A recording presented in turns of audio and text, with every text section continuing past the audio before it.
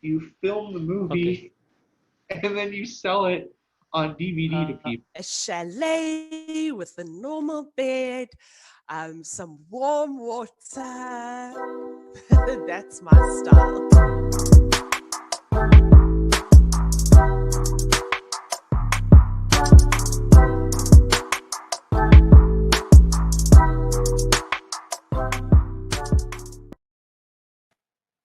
Good afternoon, everybody from South Africa.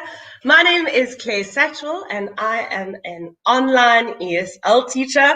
Welcome to episode 9. I cannot believe it's episode 9. It has gone so quickly, but I'm really looking forward to season 2. Let me bring on Mr. CH, my co-host. Hello, Robert. Good morning, Claire. How you doing? Doing good. How are you? Awesome. I'm very well, thank you. How are your travels going? Hey, Where are you now? I'm still in Georgia. I'm still in Savannah, Georgia, outside of Savannah. Okay. Not the Tbilisi kind, the Atlanta kind. Okay. And are you missing Florida yet, or is it too soon to say? You can take the man out of Florida, but you can't take the Florida out of the man. One day I will come and visit you, and then I will see for myself. All right, Robert, I'm so excited about today because we have 4 different accents on our show.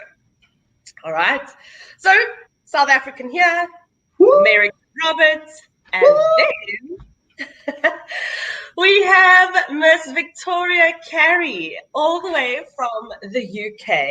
Okay, I joke and call her Queen Victoria because she sounds like the Queen. And then we have Mr. Daniel Crook, an Australian. We don't hear Australian accents very often. I'm very excited to chat to them, find out how they have gotten to the places where they are in their career. So, yes, let's get to it. I know that you're going to chat to Daniel first. Let's bring him on.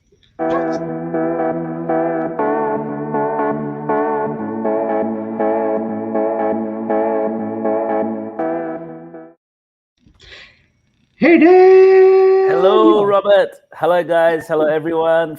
I'm from Australia, but I'm actually in Cordoba right now. Cordoba, Argentina. Hello, everyone from here in the morning. I envy you, man. Argentina is a beautiful country. It's really nice. Yeah, I absolutely love Argentina. Really like it. Have you been here, Robert? I have not yet. Okay. Yeah. So can you tell me a little bit about how you got started in ESL?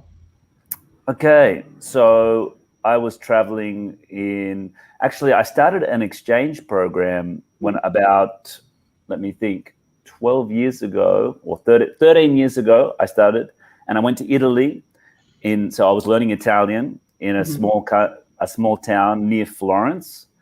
And basically I needed a job to earn money. So I started teaching English. This is about 13 years ago. And when I started, to be honest with you, it was quite difficult. I was very nervous teaching in front of people. But through that experience, obviously over 13 years, I got a lot better teaching English. Yes. Absolutely. So you started off learning Italian, but you also speak Spanish as well, if I remember correctly. Correct. Yes. So after Italy, I went back to Australia, and then I studied Italian because I was interested. I studied Spanish because I was interested in going to Latin America. And then I traveled to Brazil, and I was traveling around South America, and I landed in Buenos Aires, and that's where I fell in love with Argentina, and I came to Cordoba, and I just loved it. I loved Cordoba. So I stayed, and I've been here now for 8 years, Robert. Yeah. I can't blame you. I hear a lot of really good things about Argentina. But you learned Spanish, and the first place you went was Brazil. Yeah, yeah. Because basically, my objective was to go to Carnival in Rio de Janeiro. So I went there, dancing Yeah. there for a week, and then I traveled. After that, I traveled down to Buenos Aires. After that, yeah. Did you make sure to have some brigadeiros while you were in Brazil? Brigadeiros. Oh, you haven't That had doesn't ring a bell. brigadeiros. Tell me, what are they? What are brigadeiros? It's chocolate, but it's chocolate in a ball with sprinkles. It's so good. Oh, I missed Special out. to Brazil. I must go back and try that. Brigadeiros. Absolutely. Yeah. Okay. Sounds great. So you being a polyglot, how does that help you teach English? Can you explain that for me? Sorry, can you repeat the question? Being a polyglot, speaking Italian, Spanish, and English. Okay, got you. Yeah. Also, Robert, I didn't tell you. I actually speak German too. Ooh. So before Italy, I studied German at university, and I got a major in German. And I lived in Austria for 1 year, and then I went to Germany for 6 months because my objective was to teach German and Italian, the two languages, at a secondary school in Australia. So yeah, this really helps with teaching, like you asked me, because I understand the process of how I learned the languages, so I can help my students basically. So I can relate how I learned those three languages in teaching as well. That really helps. And plus, Robert, I can explain things in Spanish. I know I shouldn't, but when the students are very low and you can explain certain things in the native language, that sometimes helps. Yeah. Absolutely. Do you find that it helps you give context, like in your YouTube video, you're explaining the difference between actualmente and actually? Yes. Yep. Yep. Like there's lots of false friends for Spanish speakers. So words that are similar, they think have the same meaning, but actually don't. So this is really important. I pick up on those points because all my students make that same mistake. Like, for example, what was the example you said? Sorry, again, Robert. When they were saying they wanted to say in reality, but they were saying actually. Yes, exactly. In realidad. Yep. Like, for example, when we say in English, at the moment, they would say actually. Yep. Because actualmente in Spanish is at the moment. So often I have to correct them on that. Exactly right. Yeah. There's also one that I heard a lot is that when they're trying to say you have a good point, they'll say you have the reason. Yes. Yep. Because in Spanish, tienes razón. You have the reason. Exactly. The translation in Spanish is like that. But like we say in English, you are right. It's clearly different. We use the verb to be. Correct. Exactly. Yeah, I hear that a lot too, Robert. Yeah. Yeah. So obviously that helps you get around in Argentina, but what about when you're teaching somebody who does not speak German, Italian, or Spanish? Like if you're teaching online. Sorry, can you repeat the question, Robert?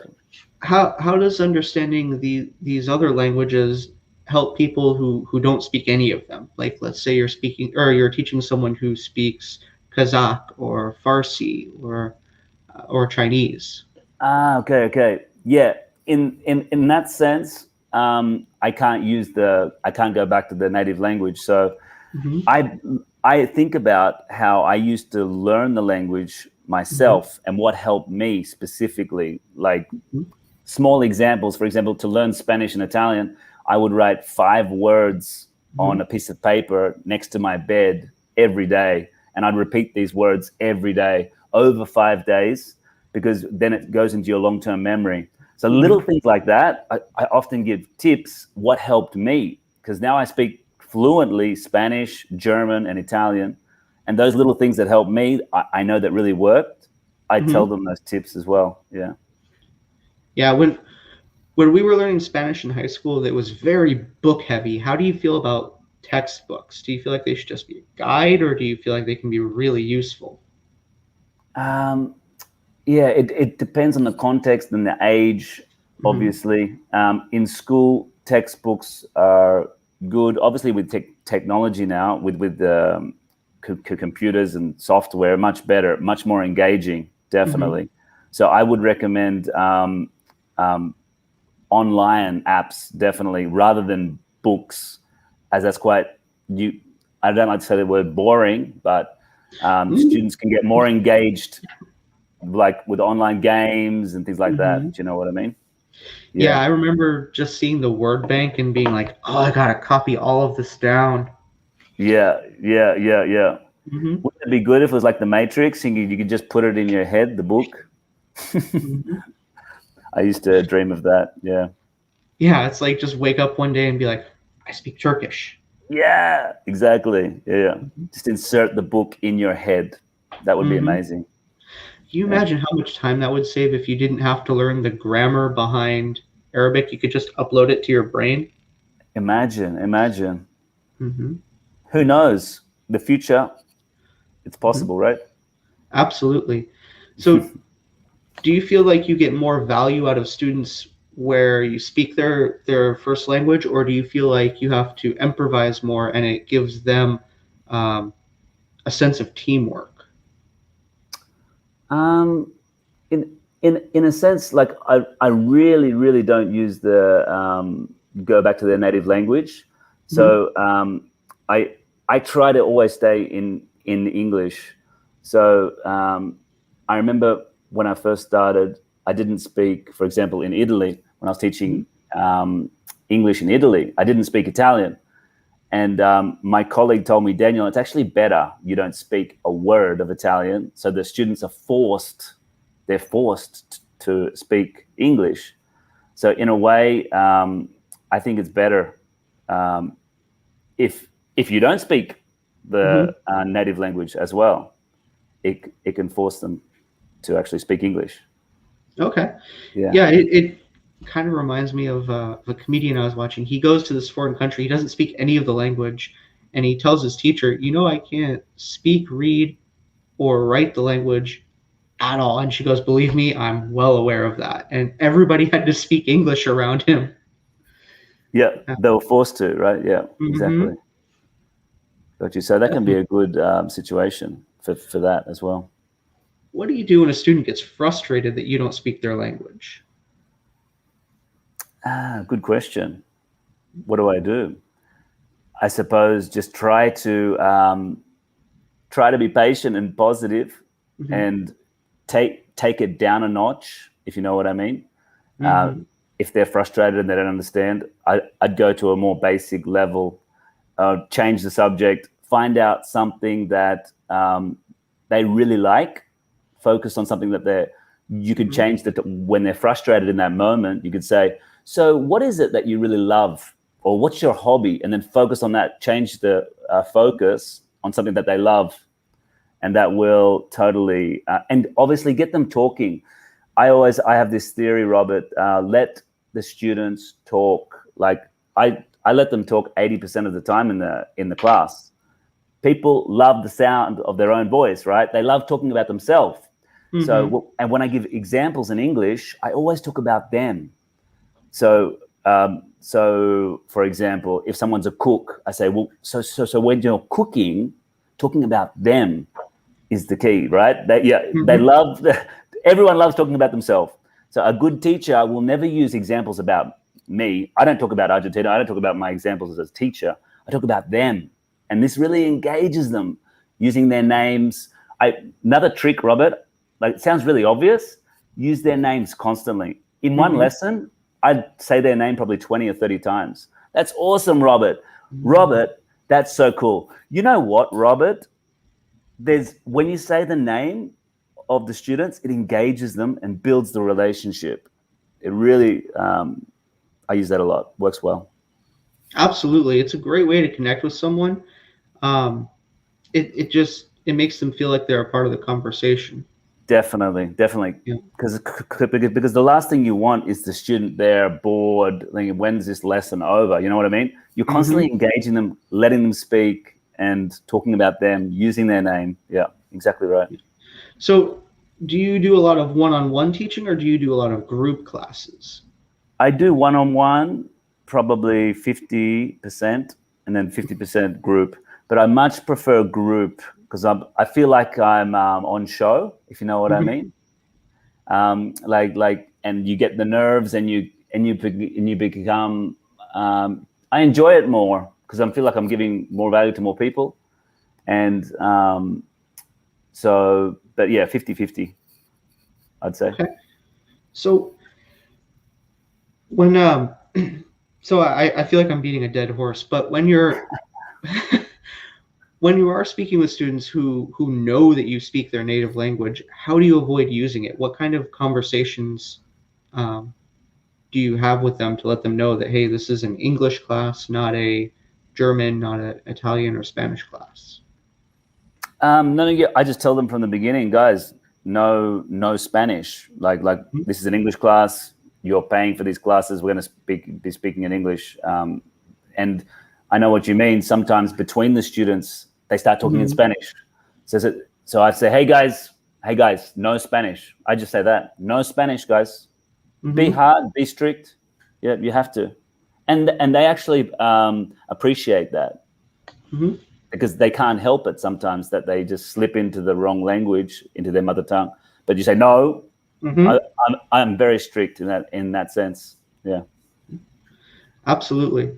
Yeah, that happens a lot. I think that happens in any language. When they get frustrated, they want to say like, yeah, or look, or yeah.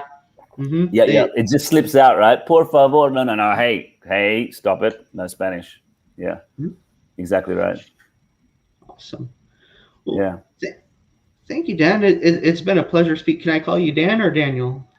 You have to call me Dan, Robert. Don't you ever call me Daniel. What about Dan the Man? Oh, Dan the Man. Why not? Awesome.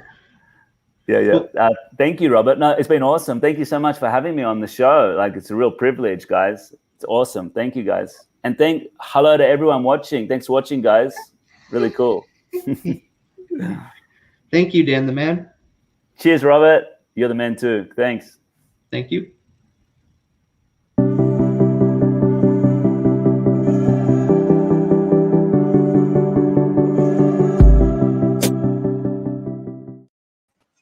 Hello, Victoria. How are you doing today?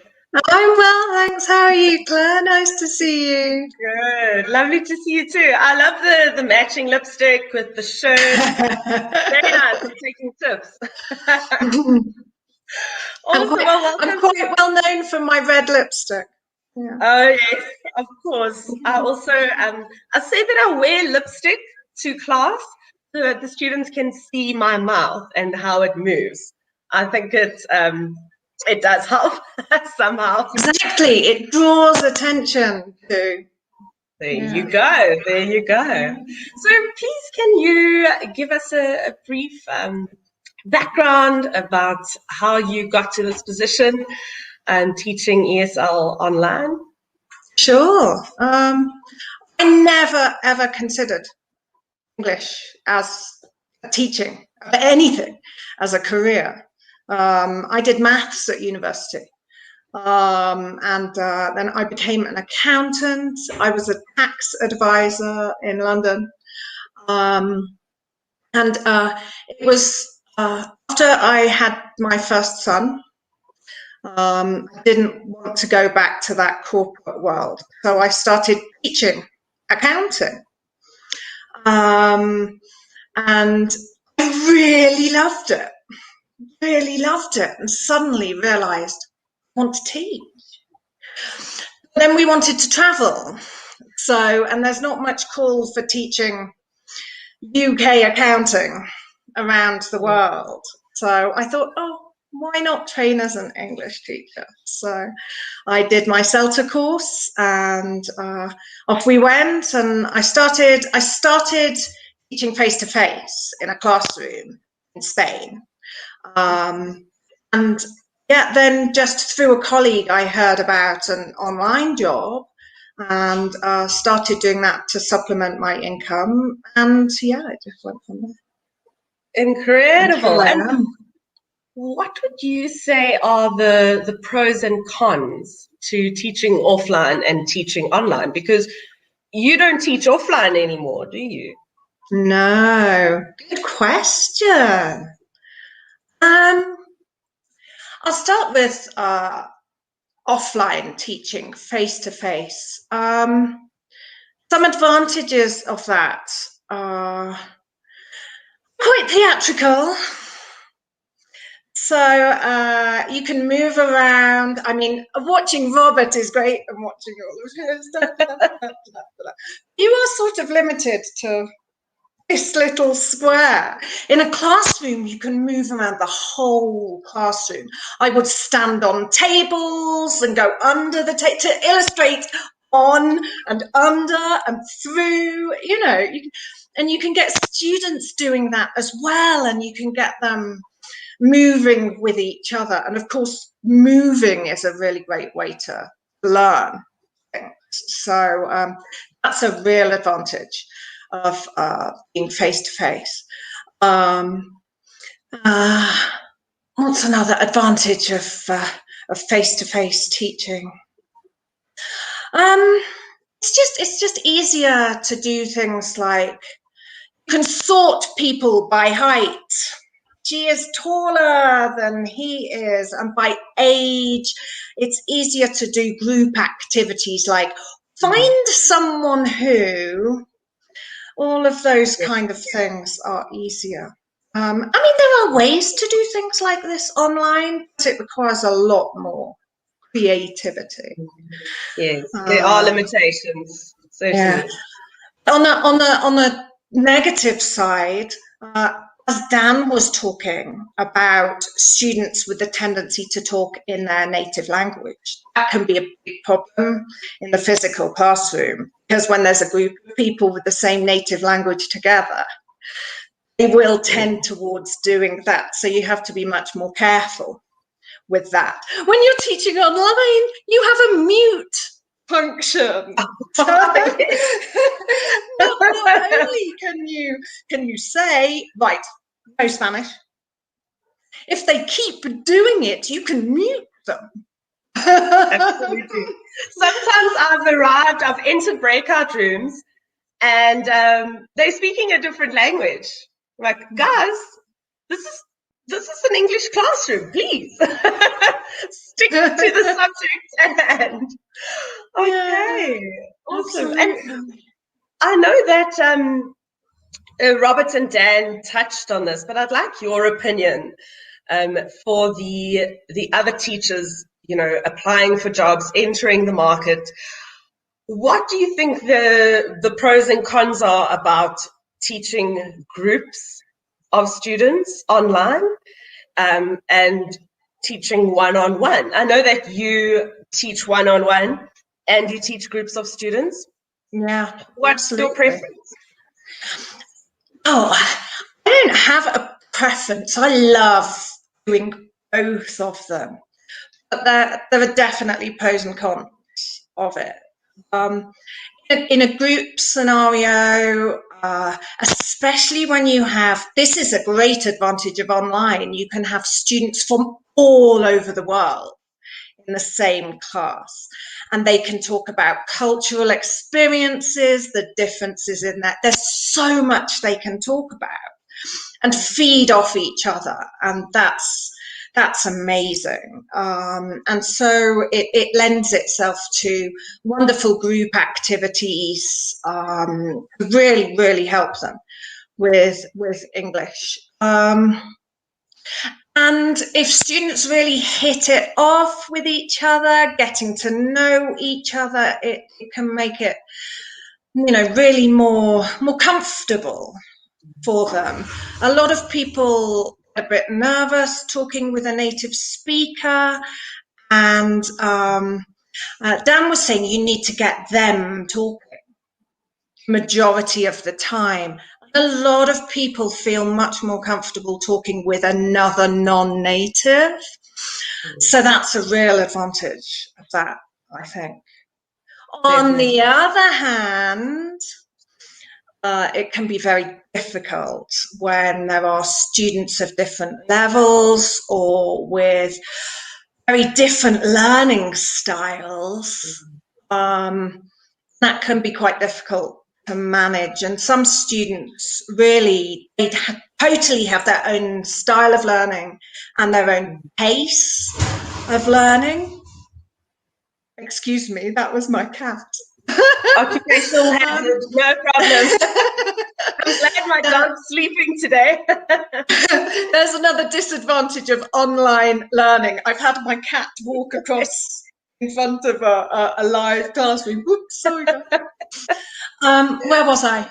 Oh, yeah, some people just, they just find it easier, faster to have a one-on-one. And as a teacher, it's fabulous because you can tailor everything to match their exact requirements. You can tailor the whole structure of their course, their progression, to meet how they're doing, what they need to practice. It's very much, again, going back to feeling comfortable about talking with people. It's very much a matter of personality. You need the right student for the right teacher when it's one-on-one. Yes, definitely. And adults, children? I swing backwards and forwards on this one. I generally say I prefer teaching adults because I'm quite an adult kind of person. My mother says I was born 40 years old, But then when I go back to teaching children, I find it brings out another side of me. All the songs and the actions that you need to do, and children are just like sponges, and they have no nerves or embarrassment about anything. They just go for it, and it's such a wonderful life lesson for all of us. Absolutely. So yeah, I love teaching children too. Fantastic. What I have noticed, with analyzing the market, is that there are far more schools which focus on teaching children than teaching adults, as opposed to teaching adults. So I do think it's difficult to get into, to be hired by a school that focuses on just teaching adults. So going into that, what advice would you give to teachers when it comes to finding a job, an online teaching job? How do you go about that? How did you go about that? Well, advice-wise, I'd say network. As I said at the beginning, my first online job was recommended to me by a colleague. He said, "Oh, I've been working for this company. It's great. I love it. Try it." And that was how I found it. Since then, I've found so many opportunities through that one. So the first thing is, join all the Facebook groups and update your LinkedIn profile and network with other ESL teachers, because other teachers will let you know about opportunities, and you just need the one foot in the door. Yeah. Definitely. We have mentioned it on a previous episode about how there is a massive ESL community online. When I first entered the industry, I typed in ESL teaching onto Facebook. Oh my word, the algorithm went crazy.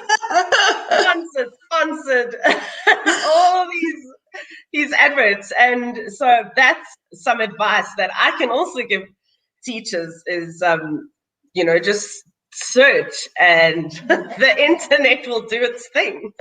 You have to be a bit careful with that, though, because there are some sort of scams, unscrupulous companies out there will try to take advantage, especially of non-native teachers, and try to pay less to non-native teachers, for example, and you don't need to accept. Absolutely. There's so much opportunity out there. If you are qualified and you can do the job, don't settle. Keep looking, because the right opportunity will find you. I agree with you. I definitely think that when teachers are entering the industry, they think that they must settle, or they should settle because they have no experience. But there's no reason why they should do that. No, absolutely. Yeah. Awesome. Victoria, thank you so much. I really appreciate your time. I know it's very valuable, so thank you for taking the time out to be here. Yes, and hopefully we'll see you again in our upcoming seasons. Whoop, whoop. Let me do a Robert. Whoop, whoop. Love it. Thank you so much, Victoria. Thanks, We'll Claire. chat soon. Lovely. Alrighty, let me bring on Robert. It's getting better and better. It is. I know I always say this every episode, but I learned so much from these teachers. I really think that, like Victoria said, is networking is key in this industry. And share your knowledge. Ask teachers. Ask teachers, is that company legit? Do they pay you on time? And I know with the South African teachers, we always struggle because companies don't think, they're looking for native English speakers. They don't think that we're native English speakers. I say that I can speak 1.5 languages, and I'm speaking English right now, so I'm definitely a native speaker. Yeah, absolutely. I would say most South Africans speak English very clearly. Like you can understand exactly what they're saying and the context of it. I've had roommates from South Africa. I work with you. I can understand everybody. Good. I'm glad. Well, we have spent a lot of time together. Exactly 9 episodes. Our 10th episode. Last episode for season 1. Next Wednesday. 8 a.m. New York time. I know. It's crazy. Well, I would like to thank our sponsor, teachingrevolution.com. I encourage all aspiring English teachers, ESL teachers, to visit their website, Facebook page, YouTube, and Instagram. There's no excuse. All right, let's make next week a showstopper. I guess it will stop the show until season 2 comes out. Should it be a cliffhanger? Oh, sure. We'll do it. Yeah, they'll have to tune in next time to find out. Robert, I can't stop laughing. I need to keep it profesh, All right, awesome. I will see you next week, Mr. CH. Thank you to you as always. Thank you, Claire. It's always a pleasure seeing you. Awesome. I'll see you then. Bye, Robert.